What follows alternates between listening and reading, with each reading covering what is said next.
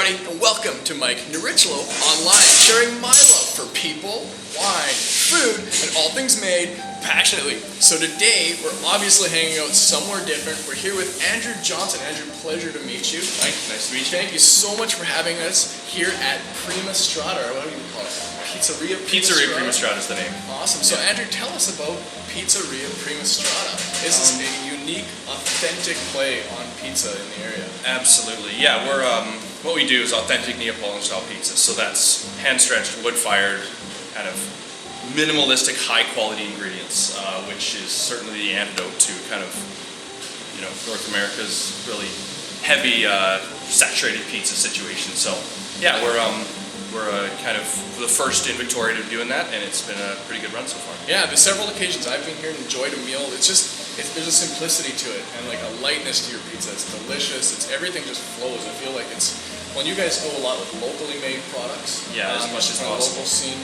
Tell us about the background of Prima Strada. Like, how did this idea form? How did it start? The ownership. Where did this happen?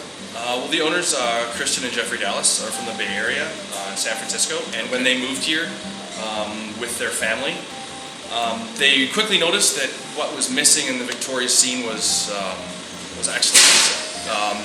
This sort of Neapolitan-style pizza is not uncommon, kind of down the West Coast, but in Victoria, that was definitely a hole for what we're doing here. And also, they were seeing that there was no place to bring your family to have a reasonably good dinner and eat real food in a place where families are welcome. And they identified those two opportunities, and yeah. You guys have kept a truly authentic feel here, including how you're baking your pizzas. Tell us more about the wood-fired brick oven. We use a Munini oven, which is the name of the oven company, and we burn birch that we get from the Okanagan. And that's pretty much all we use to cook our pizzas. Yeah. The oven runs at on the floor runs between 700 and 850 degrees, and out with the dome, it's closer to 900 plus degrees. So the pies cook very quickly. Yeah. Errors happen very quickly, although not as often as you'd think. And it's just a really clean, simple way to cook. It's really traditional. There's not much technology involved. It's all just technique and pride of ingredients and pride of what we're doing. Cool thing you guys are doing. You have a couple locations, and we'll talk about your Bridge Street location as well, but you've got a portable oven as well that you take to a lot of local events. Yeah. That's fairly new for you. Well, the mobile oven is, it started with the Bridge Street location, so it's a couple of years old now.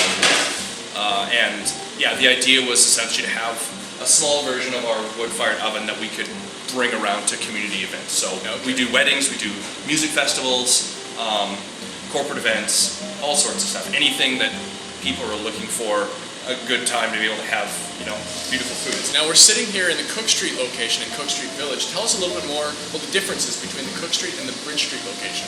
Well, this Cook Street location is the first door, and as you can tell, it's a fairly small dining room, very intimate. Once it gets busy at night, it's a really lively environment, and it's a really fun place to be. We noticed an opportunity with the other store that we don't have a chance to take reservations here or take big parties, and often people are wanting to book in big tables, 8, 10, 12. So the other store, the food's the same. We have the same beautiful brick oven, same recipes, all sorts of stuff, but it's much bigger. It's got much more of an industrial feel to it. It's a really funky space, and we have the capacity to do large groups. We take reservations for 6 or more. The tables are all reclaimed wood. We have 6 tables there that can fit 10 people or more. And it's just, once you get over there, you'll see it. It's similar but different at the same time. It's really neat. Now, another very significant thing with you guys is your VPN certification. Yes. Tell me about that. I'm not even going to try to pronounce what VPN means.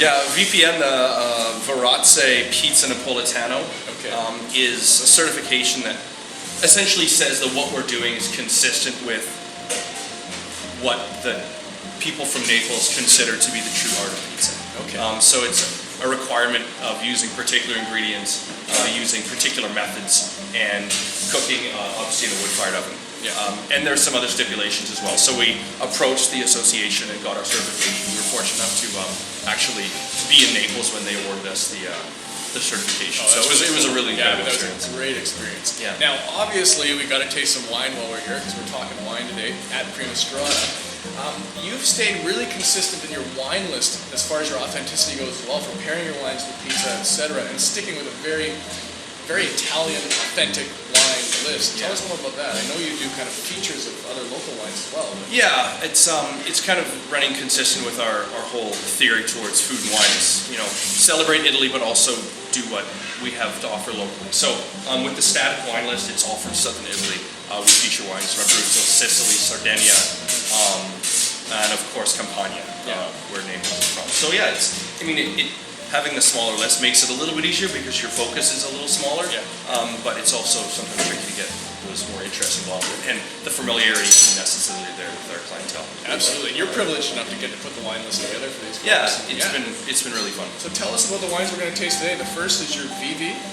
Yeah, that's the Falanghina, and that's made by a winery called Fiudi di San Gregorio, which is located near a town called Avellino, which is pretty much 80 kilometers due east of Naples. Right. So it's up in the hills. Naples is in the bay, and up in the hills, Avellino, kind of where you get the altitude and all that sort of stuff. It's not scorching hot, so it's really suitable for winemaking. And the Falanghina is the name of the grape.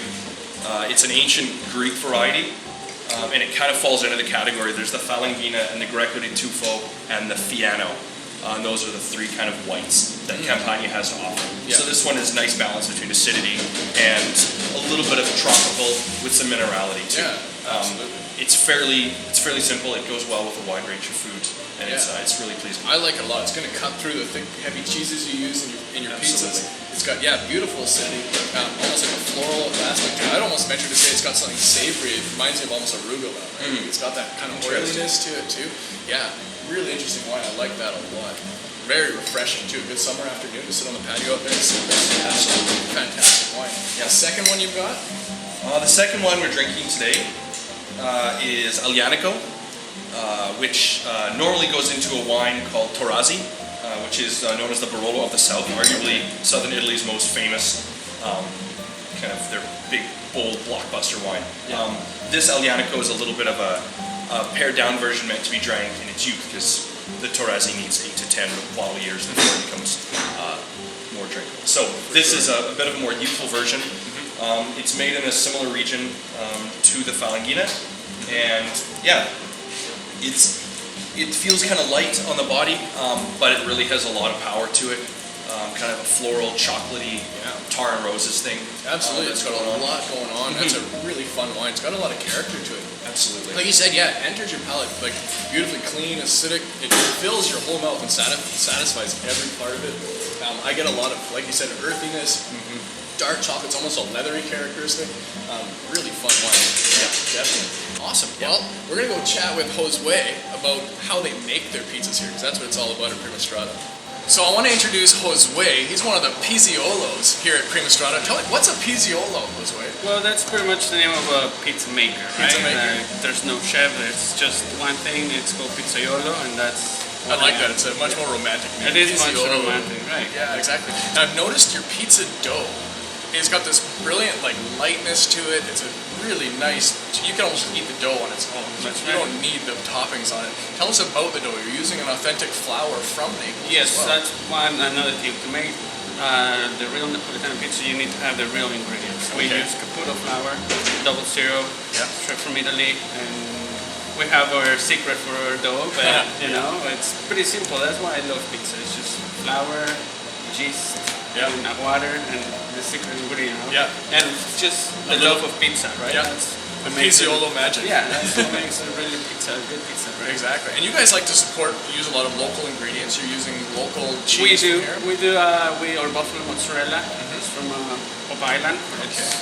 It's not Italian, but it's still getting there, and we're trying to always get the quality products here. Awesome. I'm really excited to taste one of your creations. Oh man, we'll be ready soon. Well, you can't leave without trying a pie. Oh, fantastic. So what is this?